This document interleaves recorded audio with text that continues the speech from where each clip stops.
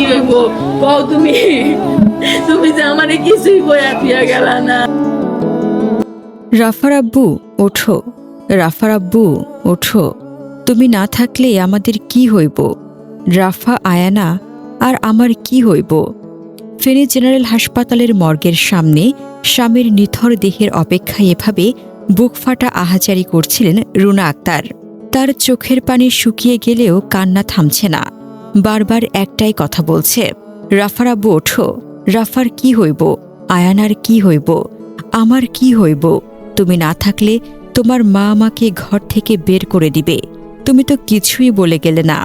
মায়ের কান্না দেখে মেয়েটি তার মায়ের চোখের পানি মুছে দেয়। ছোট্ট মেয়েটি হয়তো এখনো বুঝে ওঠেনি যে তার বাবা আর ফিরবে না। স্ত্রীর এই বুকফাটা আহাজারিতে হাসপাতালের বাতাসও যেন ভারী হয়ে ওঠে।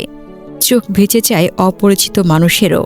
জানা যায় ঢাকার বাংলা মোটরের পরিচিত ব্যবসায়ী মোর্শেদ হোসেন, যিনি প্রতিদিন পরিশ্রম করে সংসার চালাতেন, স্বপ্ন দেখতেন মেয়েদের নিয়ে।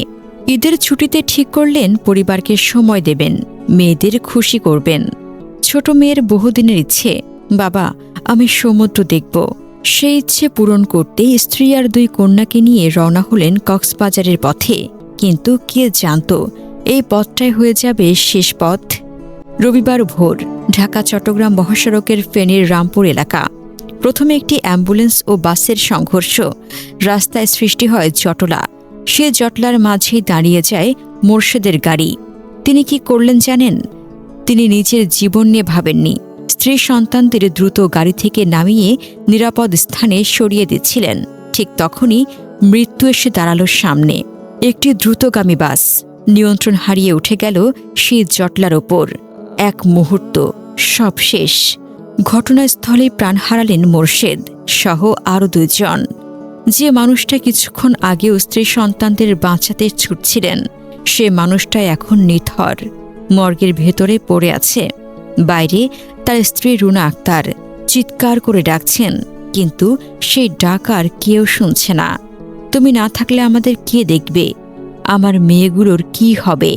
মোর্শেদ হোসেন শুধু একজন স্বামী না, একজন বাবা, একজন স্বপ্নবাজ মানুষ। ঢাকার বাংলা মোটরের ফরহাদ অটো মার্কেটে মোর্শেদ মোটরসের স্বত্বাধিকারী হিসেবে ছিলেন পরিচিত মুখ। সহকর্মীরা বলেন, ভদ্র, পরিশ্রমী, পরিবারকেন্দ্রিক মানুষ ছিলেন তিনি। তার বন্ধু মোহাম্মদ সুমন কাঁদতে কাঁদতে বলেন, এভাবে চলে যাবে ভাবতেই পারছি না। তার ছোট 2 মেয়ে, স্ত্রী এখন কিভাবে বাঁচবে? ঈদের আনন্দ দিতে গিয়ে নিজেই হয়ে গেলেন শোকের কারণ। যে বাবা মেয়েকে বলেছিল সমুদ্র দেখাবো, সে বাবা আজ নিজেই মাটির নিচে শুয়ে থাকবে। আর সে মেয়ে সমুদ্র দেখবে ঠিকই, কিন্তু বাবাকে ছাড়া। মাগরিবের পর ঢাকার বাংলা মোটরের প্রথম জানাজা, তারপর গ্রামের বাড়ি রংপুরের হারাগাছ থানায়। দ্বিতীয় জানাজার পর পারিবারিক কবরস্থানে দাফন। একটা পরিবার, একটা স্বপ্ন, একটা ঈদ, সবকিছু এক মুহূর্তে শেষ। এই গল্প শুধু একটি দুর্ঘটনার না, এটা একটা বাবার ত্যাগের গল্প। এটা একটা স্ত্রীর নিঃস্ব হয়ে যাওয়ার গল্প। 2টি শিশুর জীবনে চিরস্থায়ী শূন্যতার গল্প। জীবন সত্যি অনিশ্চিত, কেউ জানে না কোন যাত্রায় শেষ যাত্রা হয়ে যাবে। আল্লাহ মোর্শেদ হোসেনকে জান্নাত নসিব করুন আর তার পরিবারকে এই শোক সহ্য করার শক্তি দিন।